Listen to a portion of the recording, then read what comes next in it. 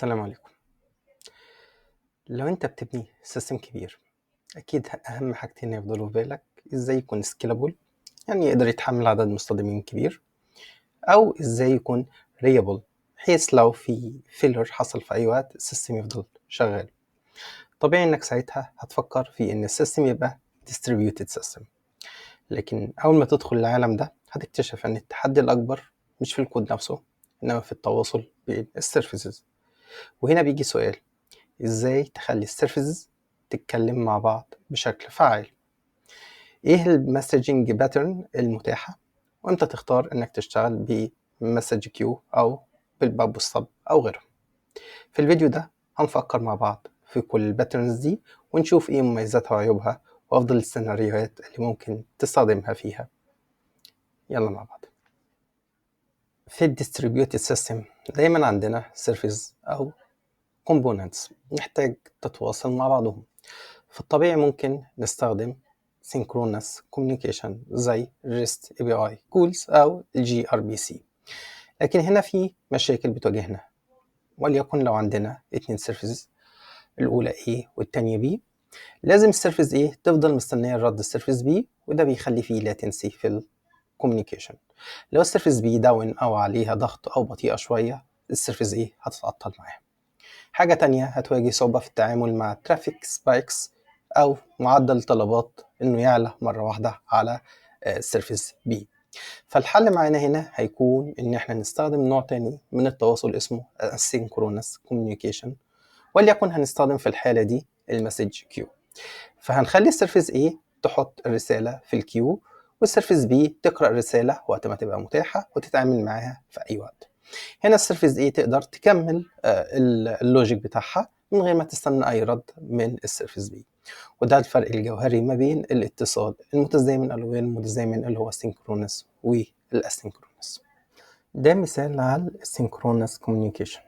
لو عندي السيرفيس A أو سيرفيس 1 والسيرفيس 2، السيرفيس 1 عايز أتكلم السيرفيس 2، فاللي بيحصل إنه بيبقى فيه HTTP request طالع من سيرفيس 1 لسيرفيس 2، سواء كان الريكوست ده عبارة عن REST API أو gRPC أو GraphQL. سيرفيس 2 بتهندل اللوجيك، وبعد ما تخلص بتبعت ال HTTP response لسيرفيس 1. أما ما يخص الاسynchronous communication فبيبقى فيه وسيط في النص بالنسبة لنا، اللي هو بيتلقى الرسائل ما بين السيرفيسز بينها وبين بعضها والردود. وليكن عندي سيرفيس 1 حابة تتواصل مع السيرفيس 2، فسيرفيس 2 بتلسن طول الوقت على الكيو نمبر 2، اوكي، واي رساله بتيجي هي هتيجي تنفذها وبعد كده ترد عليها في ايا كان من الكيو. فعندنا على سبيل المثال السيرفيس 1 حابه تبعت طلب لسيرفيس 2، فهتبعت الطلب ده هتبروديوس مسج وتحطها في الكيو 2، وفي نفس الوقت سيرفيس 2 اول ما تلاقي في رساله جديده في كيو 2 هتعمل لها كونسيوم، بتبروسس الرساله دي، حابه ترد على سيرفيس 1 هتبروديوس الرساله بالاكسكيوشن اللي تم او اللوجيك اللي تم بالريزلت اللي طلعت معايا وتحطها في كيو 1. واول ما بتتحط في الكيو 1 طبعا السيرفيس 1 طول الوقت بتكونسيوم اي مسج جديده تضاف في الكيو 1 وهتنفذها على طول. بالتالي تم التواصل ما بين سيرفيس 1 وسيرفيس 2 من خلال المسج كيو. كل واحده فيهم كانت بتلسن على الكيو بتاعتها او بتكونسيوم من الكيو بتاعتها وبتريديوس في اي كيو تانية حابه تتكلم معاها. في المسجنج باترن في اكتر من مصدر اتكلموا على عدد الباترنز اللي موجوده داخل المسجنج باترنز. عندنا بعض الريسورسز دي ذكرت انهم بيوصلوا لحد 62 او 65 باترن، بس خلينا نقول انه عندنا نمطين اساسيين للتواصل ما بين السيرفيسز في اي ديستريبيوتد سيستم. الاثنين باترنز دولت هم المسج كيوز والببلش والسبسكرايب. المسج كيوز بيشتغل بنموذج البوينت تو بوينت، يعني الرسالة بتبعت من البروديوسر وتوصل للكونسيومر واحد أو أكتر، لكن كل رسالة في النهاية بيتم معالجتها بواسطة كونسيومر واحد بس. أما الببلش والسبسكرايب فبيسمح لك تبعت فيه نفس الرسالة لعدد كبير من السبسكرايبر في نفس الوقت، وده بيكون مثالي لو عندك أكتر من سيرفيس محتاجة تتفاعل في نفس الوقت على نفس الرسالة. فهم الفروق ما بين الباترنز دي مهم جدا، لأن ده أساس بناء أي distributed system عندنا عشان تكون reliable وscalable وكمان efficient. فكمثال واضح بالنسبة لنا خلينا نقول لو عندنا surface موجودة بعد عملية دفع عايزين نبعت إيميل، ففي الحالة دي لو هنبعت إيميل بس إحنا هنستخدم الكيو سيستم بالسيرفيس بتاعت الشراء، إنها بعد ما يتم الشراء بتحط مسج للسيرفيس اللي بتبعت الإيميلات، بتطلب من السيرفيس بتاعت الايميل تبعت ايميل انه تم الشراء. طيب في حاله ان هو بعد عمليه الشراء دي احنا محتاجين نبعت ايميل نسحب من المخزون نفتح تيكت معانا جديده، فاللي بيحصل هنا في الحاله دي هنستخدم الببلش والسبسكرايبر. ببلش والسبسكرايب السيرفيس بتاعت الشراء هتببلش مسج انه تم الشراء، وفي نفس الوقت السبسكرايبر كل واحد فيهم اللي السبسكرايبر بتاع ارسال ايميلات هيرسل ايميلات، السبسكرايبر بتاع الانفنتوري هيقلل من الانفنتوري، السبسكرايبر بتاع التيكتس مثلا هيفتح تيكتس يقول فيه عمليه شراء جديده تمت على البرودكت ده. ده كان مثال واضح امتى نستخدم المسج كيوز والببلش والسبسكرايب. نتكلم تاني عن المسج كيو. زي ما قلنا هي المسج كيو هي ميكانيزم للتواصل ما بين الديستريبيوتد سيستم او اكتر من سيرفيس موجود عندنا من خلال كيو. البروديوسر عندي بيبعت رساله وبيستلمها كونسيومر بنموذج البوينت تو بوينت. يعني البروديوسر زي ما قلنا هيبعت رساله للكيو والكونسيومر عندي هيسحبها ويعالجها، وده وفقا لترتيب الفيفو اللي هو فيرست ان فيرست اوت. الرساله هتجيلي الاول هي اللي هعالجها الاول. ميزه المسج كيو انها بتفصل ما بين البروديوسر والكونسيومرز، تمام، وده بيخلي كل طرف بيشتغل بشكل مستقل، مما يساهم في ايه؟ تحسين السكيلابيليتي والريابيليتي للنظام بشكل عام. عشان كده استخدامها شائع جدا في الديستريبيوتد سيستم للتعامل مع الاسynchronous كوميونيكيشن والتاسك ديستريبيوشن. طيب ايه هي مميزات المسج كيو؟ الرسائل بيبقى مضمون انها توصل لكونسيومر حتى لو كان غير متاح دلوقتي، بتحافظ على ترتيب الرسائل بيتم معالجتها بالتتابع، واخيرا بنتكلم عن انه بتوزع المهام بشكل متساوي لو عندي اكتر من كونسيومر عشان يحسن الاداء وسرعه الاداء. طيب ايه هي عيوب المسج كيو؟ كل رساله بتتعالج بكونسيومر واحد بس، ما نقدرش اكتر من كونسيومر يعالج الرساله الواحده. على سبيل المثال في حالات البرودكاستنج اللي هي خاصه بالايفنتس مثلا، زي على سبيل المثال اللي احنا شرحناه ان هو الببلش والسبسكرايبر، ان احنا كان عندنا بنبرودكاست مسج مثلا وعندي اكتر من سبسكرايبر بيستهلكوا، فطبعا هنا ده كان الحل بالنسبه لنا التاني ان احنا نروح للببلش والسبسكرايب. عندنا هيبقى في صعوبه اكبر للسكيلينج، خصوصا لو عندي عدد كبير من الكونسيومرز. لو عندي اكتر من كونسيومرز عشان اقدر اعمل سكيلينج فانا محتاج لكل كونسيومر ان هو ان انا ابتدي اكرره معايا بشكل اكبر عشان يقدروا يعالجوا نفس الداتا في نفس الوقت. ايه هو الببلش والسبسكرايب باترن؟ خلينا نقول هو باترن بيخلي الببلشرز يرسلوا رسائل لتوبيك او تشانل معينه، وعندنا حاجه اسمها سبسكرايبر. الببلشر هو ما يوازي البروديوسر عندنا في المسج كيو، والسبسكرايبرز اللي هم الكونسيومرز الموجودين عندنا في المسج كيو. فالببلشر بيرسلوا الرسائل دي من خلال توبيك او تشانل معينه، والسبسكرايبر بيعملوا ليسن على التوبيك او التشانل دي، واول ما بيستلموا رساله بيهندلوها. وهو على عكس المسج كيو، فاحنا في الببلشر الببلش والسبسكرايب باترن ده بنقدر نعمل برودكاست لرسائلنا. ممكن اكتر من ببلشر يعمل ارسال لاكتر من سبسكرايبر وكلهم ياخدوا نفس الرساله وينفذوها مع بعض في نفس الوقت. فهنا خلى الموضوع ده يبقى الكوميونيكيشن ما بين الببلشر والسبسكرايبر علاقتهم ماني تو ماني.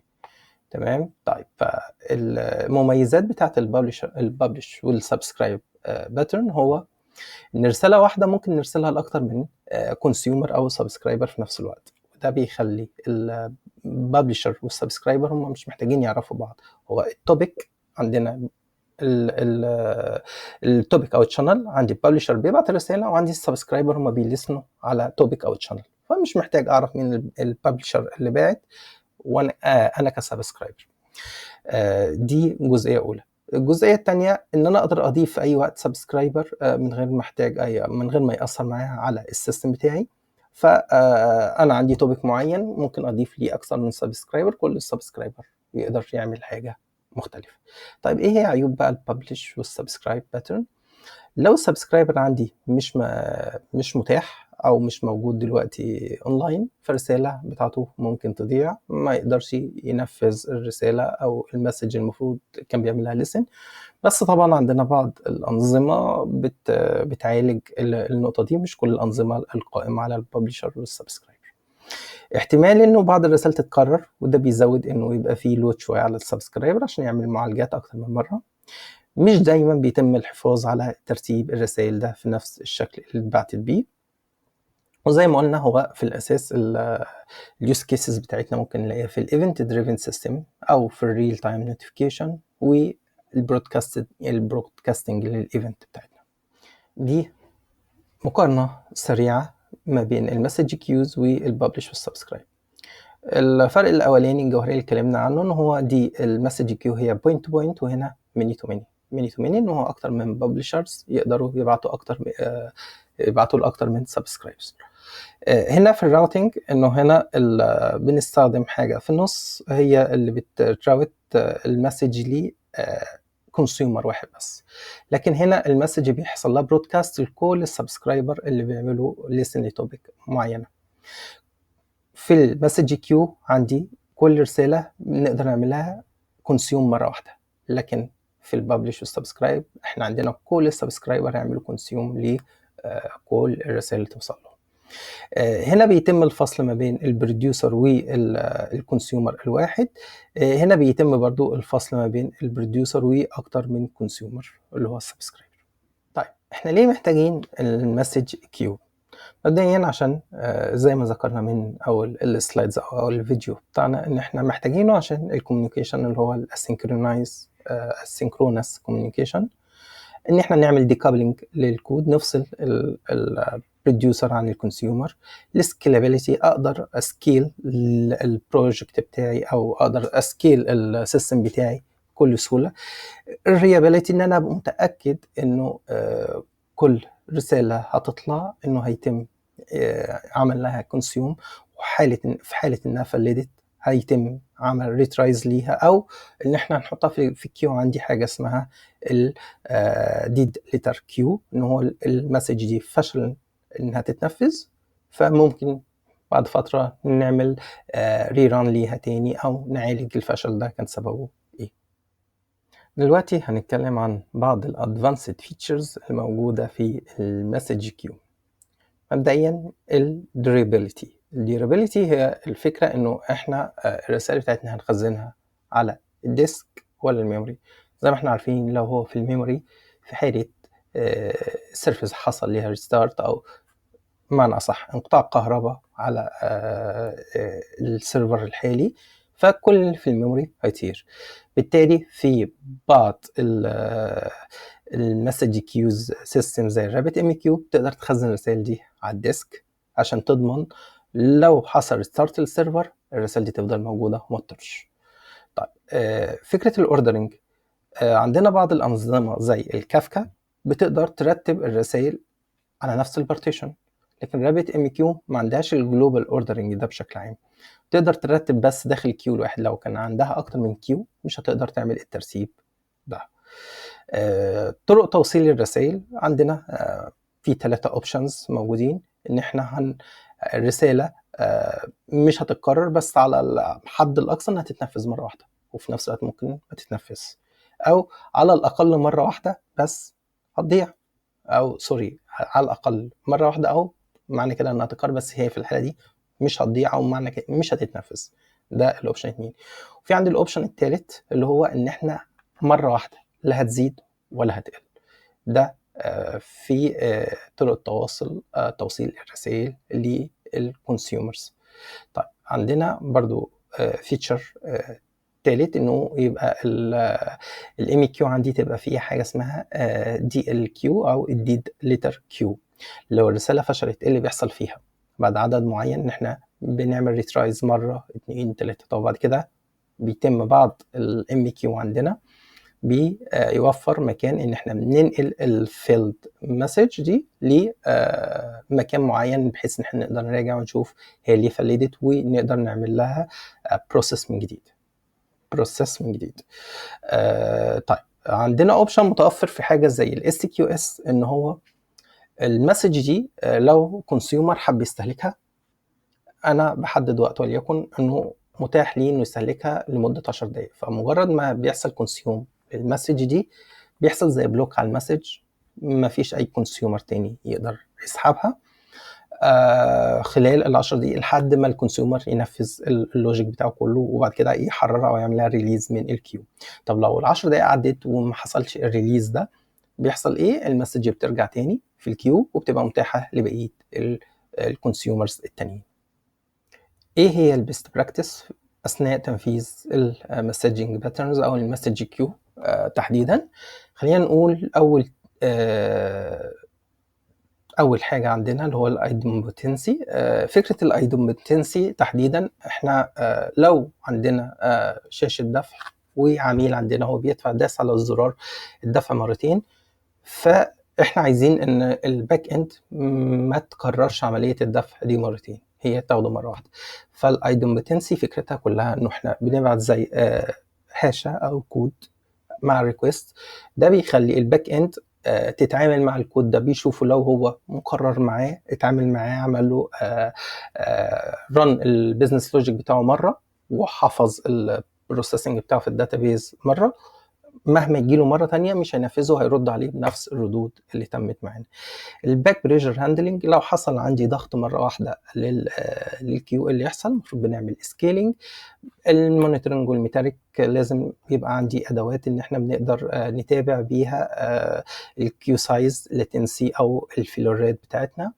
واخر حاجه دي الكيو استراتيجي، في حاله ان حصل فيلور هنهندل الفيلور ده ازاي. اخيرا لو وصلت معايا للجزء دوت فاحنا كده خلصنا الجزء النظري بتاع المسجنج باترن. الحلقات الجايه او الفيديوهات الجايه ان شاء الله هنتكلم بشكل اعمق في اللارافيل عن الكيو والايفنتس جوه الكيو وازاي بنعمل لهم امبلمنت بكل الفيتشرز المتاحه معانا في اللارافيل. فتابعونا ان شاء الله خلال الاسبوع الجاي او الاسبوع اللي بعده ان شاء الله مجموعه من الفيديوهات هتنزل تباعا ان شاء الله. شكرا لكم والسلام عليكم ورحمه الله وبركاته.